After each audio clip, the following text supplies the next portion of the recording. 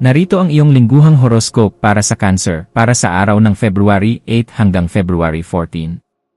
Sa pagpasok ng linggo sa February 8, mararamdaman mo ang isang malalim na pangangailangan para sa emosyonal na seguridad at kapanatagan sa loob ng iyong tahanan. Ang iyong focus ay mapupunta sa pag-aayos ng iyong mga personal na relasyon at sa pagpapatibay ng pundasyon ng iyong buhay mula February 8 hanggang February 14.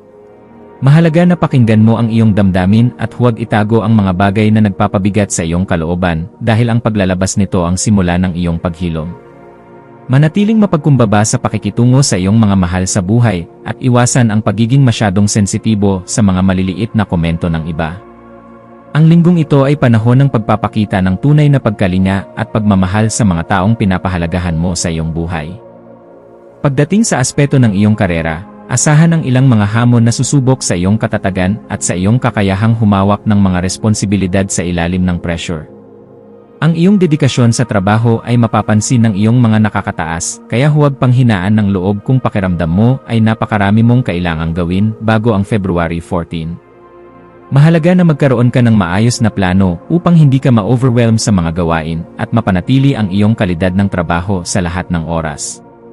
Ang pakikipagtulungan sa iyong mga kasamahan ay magbibigay sa iyo ng ginhawa, kaya huwag mag-atubiling humingi ng tulong kung kinakailangan. Ang iyong pagiging maunawain ay magsisilbing tulay upang maayos ang anumang tensyon sa loob ng opisina na maaaring sumulpot sa gitna ng linggo. Sa usaping pananalapi, ang linggong ito ay nangangailangan ng masinop na pagbabantay sa iyong mga gastusin, lalo na sa mga bagay na may kinalaman sa iyong tahanan at pamilya. Maaaring may mga gastusing lumitaw na hindi mo inaasahan, ngunit kung ikaw ay may sapat na ipon ay madali mo itong malalagpasan mula February 8 hanggang February 14. Iwasan ang paggawa ng mga desisyon sa pera base lamang sa iyong nararamdaman sa sandaling iyon at laging gamitin ang iyong lohika upang masiguro ang iyong seguridad. Ang pagtatabi ng kahit maliit na halaga ay malaking tulong sa hinaharap, kaya magsimulang mag-ipon para sa iyong mga pangarap na bahay o lupa. Ang iyong pagiging praktikal ang magliligtas sa iyo mula sa anumang krisis sa pananalapi na maaaring dumating sa iyong landas. Ang iyong buhay pag-ibig ay magiging puno ng lambingan at malalim na koneksyon, lalo na habang papalapit ang araw ng February 14 na mahalaga sa iyong puso. Para sa mga may kapareha, ang paglikha ng isang romantikong kapaligiran sa loob ng bahay ay mas magiging espesyal kaysa sa anumang mamahaling dinner sa labas, dahil dito ninyo mararamdaman ang tunay na privacy. Ang pagiging tapat sa iyong mga emosyon ay magbibigay ng pagkakataon sa iyong sinta na mas lalo kang maintindihan at mahalin ng lubos mula February 8 hanggang February 14. Para sa mga single, ang iyong pagiging maalaga at mapagmahal ay hahangaan ng marami, kaya huwag matakot na magpakita ng interes sa taong matagal mo nang gusto. Ang pag-ibig ay darating sa paraang tahimik, ngunit malalim, kaya maging handa na buksan ang iyong puso sa tamang panahon. Sa larangan ng kalusugan, kailangan mong bigyang pansin ang iyong sistema ng pagtunaw at siguraduhin na kumakain ka ng mga pagkain hindi makakasama sa iyong tiyan. Ang stress ay maaaring magdulot ng discomfort sa iyong katawan, kaya mahalaga na magkaroon ka ng oras para makapag-relax at makapag-unwind mula February 8 hanggang February 14. Ang pagligo ng maligamam na tubig o ang pakikinig sa mahinahong musika ay makakatulong upang mapakalma ang iyong mga nervous pagkatapos ng mahabang araw. Iwasan ang pagkain ng masyadong marami, lalo na kung ikaw ay pagod o emosyonal, dahil maaari itong magdulot ng bigat sa iyong pakiramdam. Ang sapat na hydration at pagtulog sa tamang oras ay ang pinakamahalagang gamot upang mapanatili ang iyong sigla at ganda sa buong linggo. Maging mas mapagpasensya sa iyong mga kapamilya, lalo na sa mga usaping nangangailangan ng mahabang diskusyon at pag-unawa sa bawat panig. Ang iyong tahanan ang iyong nagsisilbing sanctuary, kaya mahalaga na panatilihin itong maayos at puno ng positibong enerhiya mula February 8 hanggang February 14. Maaaring may isang miyembro ng pamilya na mangailangan ng iyong emosyonal na suporta, kaya maging handa na makinig at magbigay ng kailangang kalinga. Ang pagkakaisa sa loob ng bahay ay magbibigay sa iyo ng lakas na kailangan mo upang harapin ang mundo sa labas ng may kumpiyansa. Huwag hayaang ang mga maliliit na tampuhan ay tumagal, dahil ang bawat sandali kasama ang iyong mga mahal sa buhay ay napakahalaga at hindi dapat sayangin.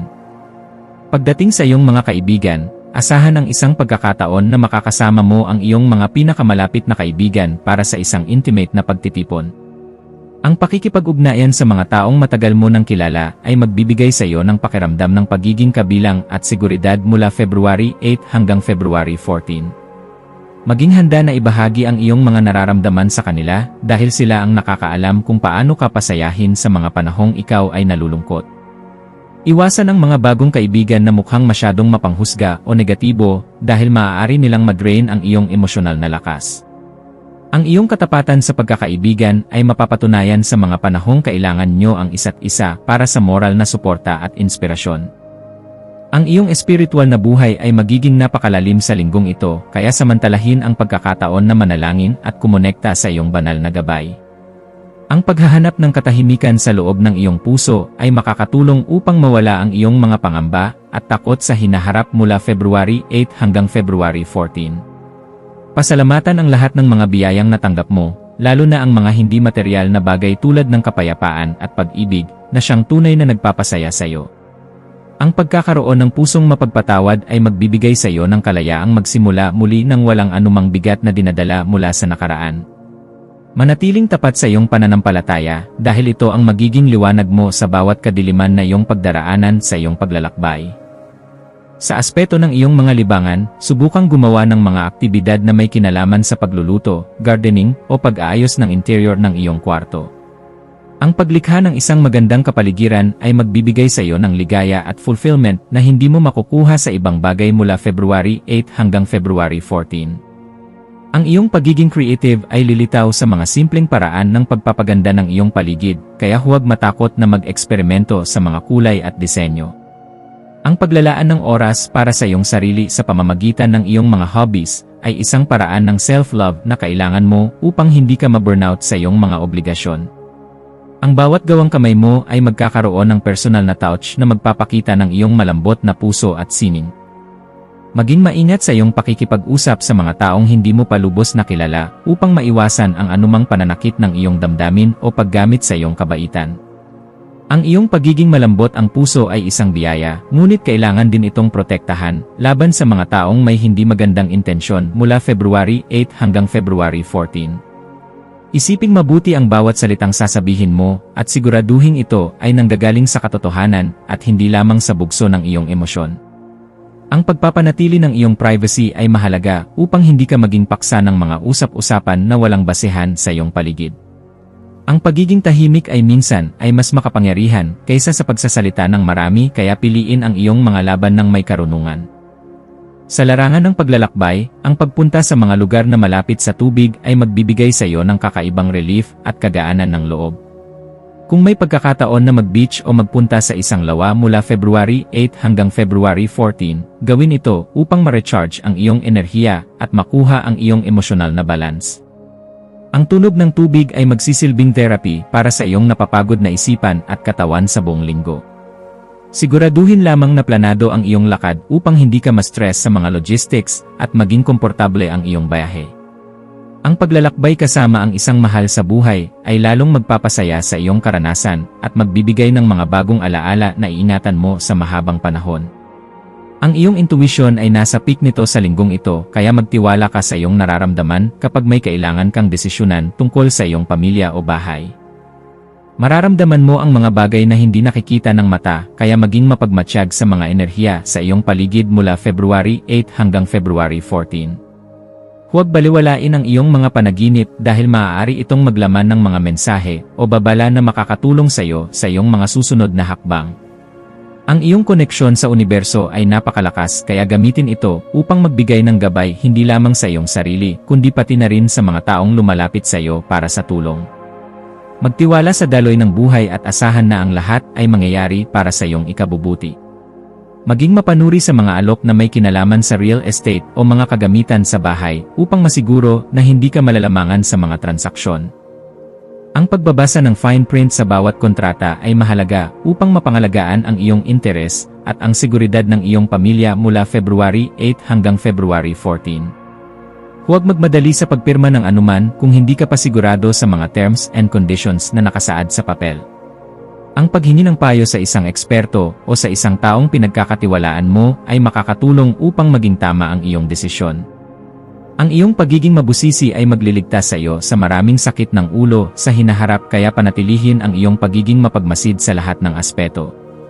Sa pagtatapos ng linggong ito, mararamdaman mo ang isang malalim na kagaanan sa iyong puso dahil sa mga isyong naresolba at mga ugnayang napatatag. Ang iyong pagiging maalaga mula February 8 hanggang February 14 ay magbubunga ng pasasalamat mula sa mga taong natulungan mo at nagbigay sa iyo ng kalinga.